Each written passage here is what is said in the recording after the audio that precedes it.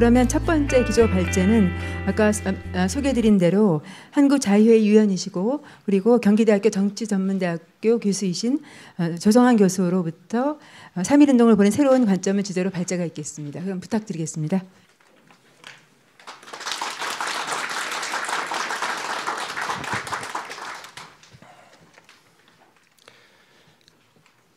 꼭 대한민국 청와대 정부를 놓고 이 계명천지의 기적 같은 번영을 이룬 대한민국을 소각해버린 이 문재인과 586 그 집권 세력에게 우리 독립을 요구하는 만세를 부르고 싶은 마음입니다.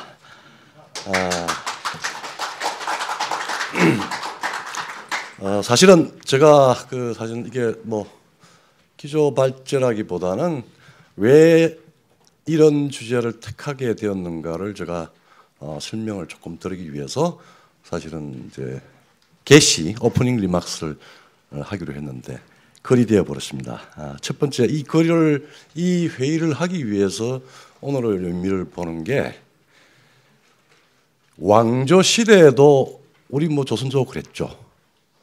권력은 역사에 대해서 최소한 다른 부분은 몰라도 역사의 서술과 해석에 대해서는 자제했습니다.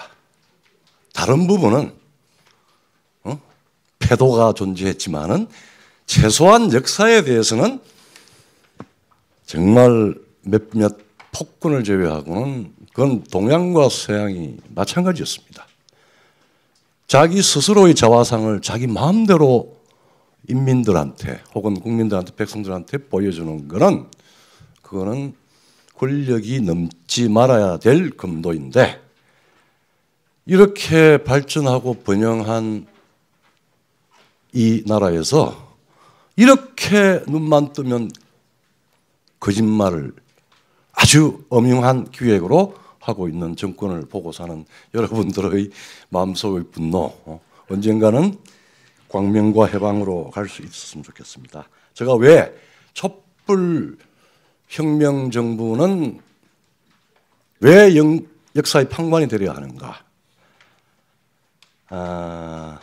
집권의 과정도 이거는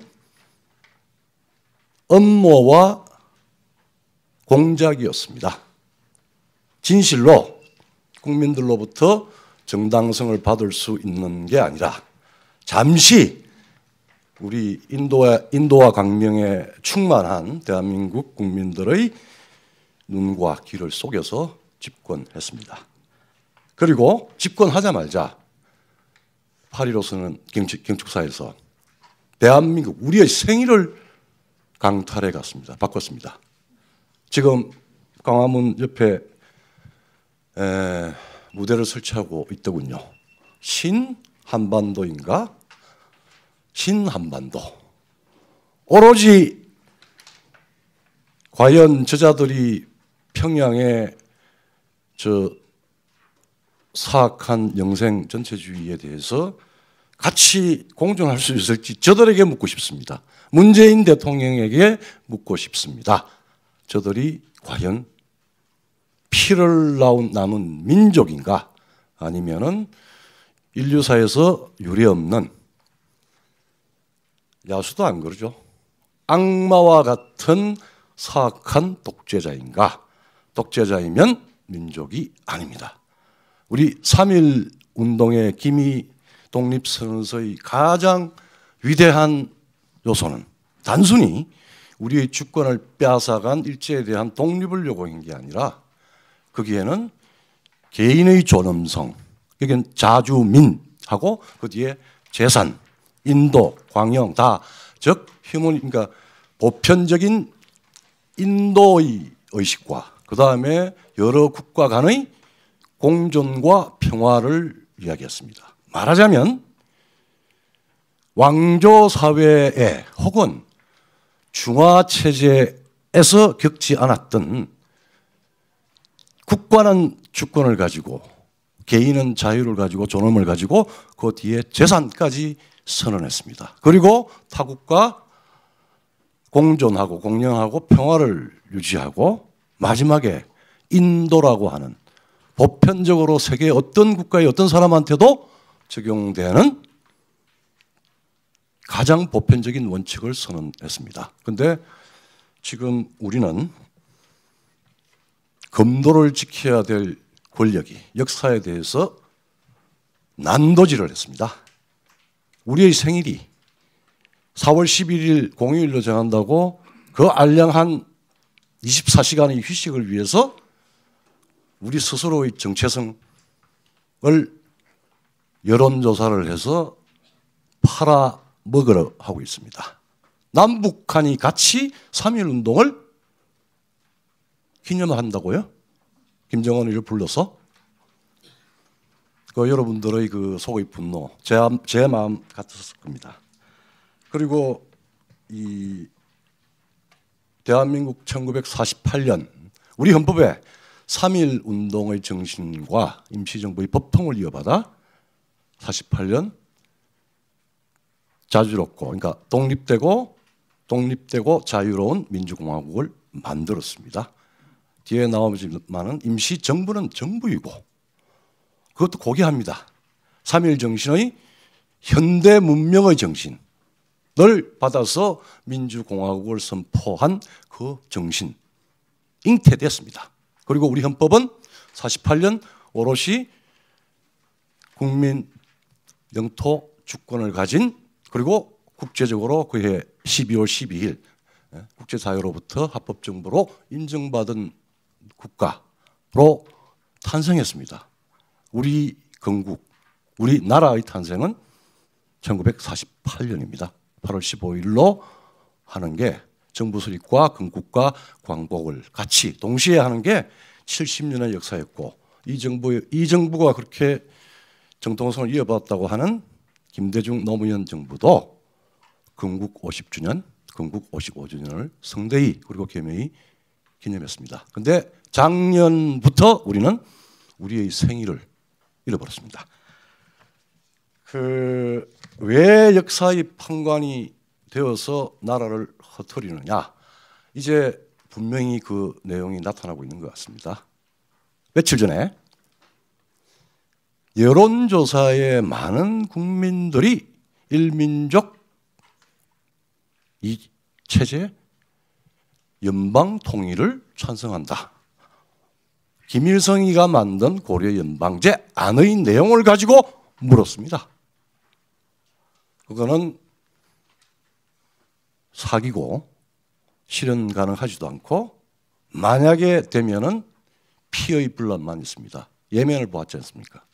체제의 다른 토론은 통일은 피만 불러올 뿐입니다.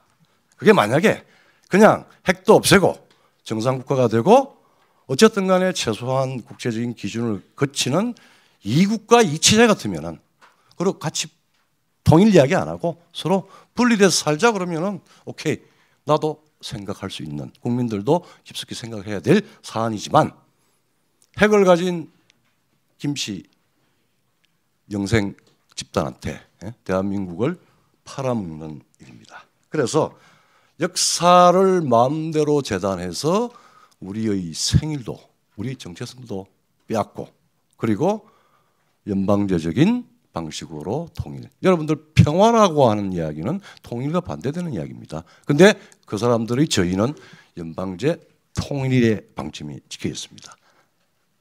평양을 인정하고 봐주고 핵이든 뭐든 독재든 노예국가든 그걸 문제 제기 안 하고 평화롭게 서로 이 평화는 서로 침략하지 않는다는 속임수를 쓰고 나중에 연방으로 합하자. 그 결정적인 증거를 작년 문재인 대통령 개헌안의 아무도 국가에서 아마 주목을 안 했을 겁니다. 그 개헌안의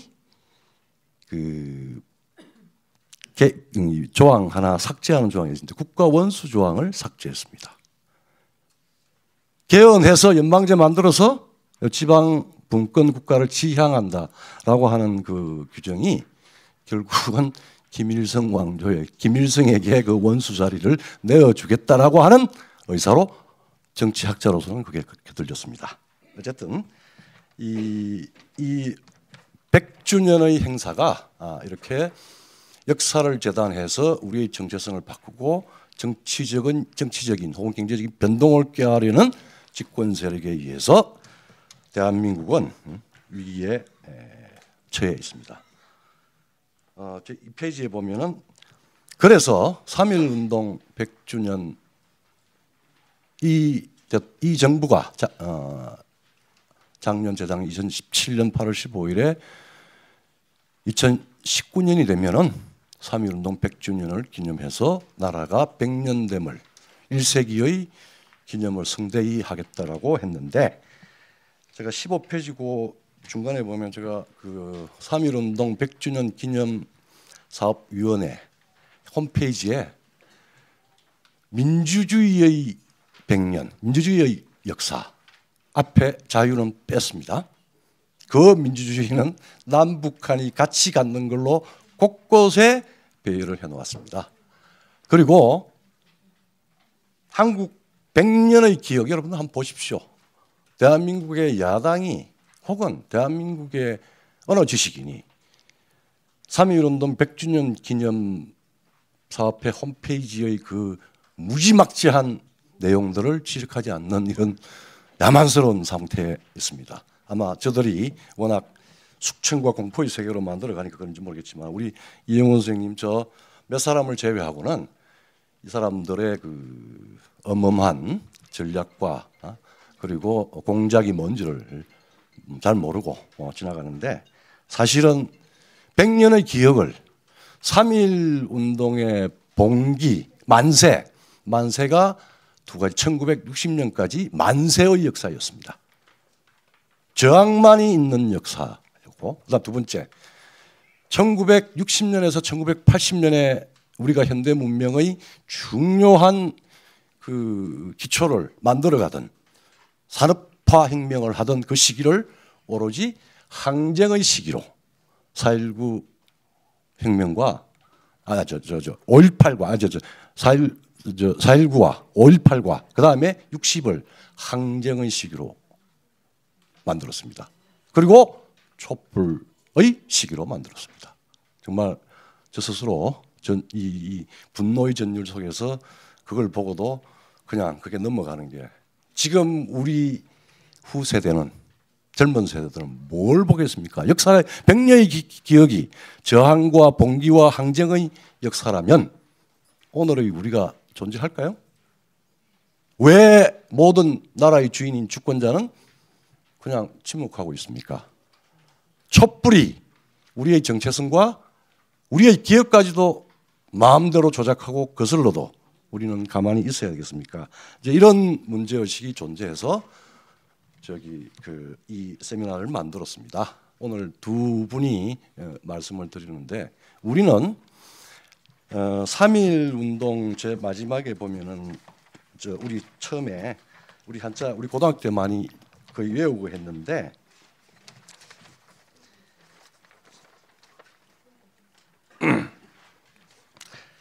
(3페이지에) 뭐 뒤에다 이런 아주 소위 인도적 정신이 바야흐로 신문명의 서광을 인류의 역사에 투사하기 시하도다. 3.1 운동의 의미는 사실은 문명사적으로 세계사적으로 엄청난 의미를 가지고 있습니다. 제가 존경하고 항상 같이 지적으로 대화를 하고 있는 노재봉 전 총리께서 저하고 며칠 전에 말씀한 거는 3.1 운동 그것은 우리 조선민족이 세계사에 합류하고 세계사의 방향을 정확히 읽어내고 그 방향에 따라서 역사를 변경하겠다는 우리 조선민의 의지를 발현한 거다. 독립, 자유, 인도 이 부분이 바로 그겁니다. 조선 역사의 세계사의 합류요. 지금 오늘 세계사를 선도할 수 있는 100년의 시간으로 기념해야 하는데 다시 그 얼토당토하는 집체화된 민족 의식으로 문명을 거부하고 있습니다. 그래서 우리가 이 100년을 견뎌온 가장 중요한 기반이 뭐냐라고 우리 마인드 300 회원들이 고민을 하다가 결국은 다른 어떤 국가에서도 볼 수 없는 기미 독립선언서의 내용, 그리고 그 내용에 따라서 우리 100년의 역사를 물론 피와 땀의 역사를 이루면서 세계사의 모범 국가로 발전한 기적 같은 번영을 이루었는데, 다시 이 잠시 동안의 어둠에서 문명으로 합류하는 그 근본 힘이 뭐냐? 그거는 한국과 미국, 그 당시에 제국주의 국가가 아니었던 미국의 신지식, 미국의 1급 지식인들, 선교사들, 이 사람들과 한국의 문명 교합파들과의 결합, 그들의 그 신세계에 대한 비전과 그 다음에 노력, 이걸로 이루어진 것이다. 그래서 이 두 가지는 꼭 봐야 되겠다. 그래서 이 말하자면 한국과 미국의 민간 동맹, 그리고 지금 현재 내일 모레 핵 문제로 여러 가지 우리가 걱정을 많이 하는데, 한미 간의 이 문명적 민간 동맹은 한국의 현대사의 여러 가지 위기를 헤쳐나가는 가장 중요한 저력의 기반이었습니다. 이것까지 일개 정권이, 야만의 세력이 부술 수 없습니다. 앞으로 100년은 이것을 새로이 다잡아서 세계사의 가장 발전적인 혹은 세계사에 이제 기여하는, 어제 그 우리 이영훈 선생님이 하시는 그 말씀에 우리가 역으로 실현을 도약의 발판으로 삼아야 되는 이유가, 비구미 사회에서 현대 문명을 체화시켜서 대한민국의 위상을 만든 나라는 이 세상에 아무도 없습니다.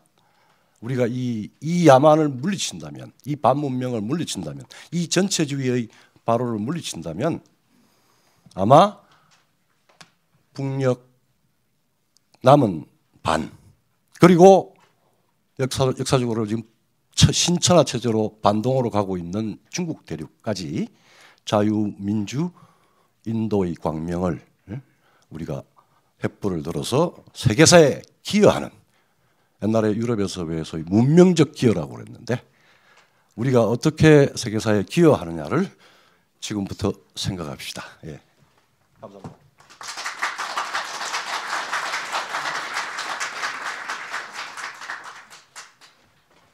예, 조성한 교수님 그 인트로 발제 감사드립니다. 이제 지난 100년을 넘어서 앞으로 100년은 북한의 해방과 또 중국의 해방을 꿈꾸는 우리의 위대한 여정이 시작되기를 바랍니다.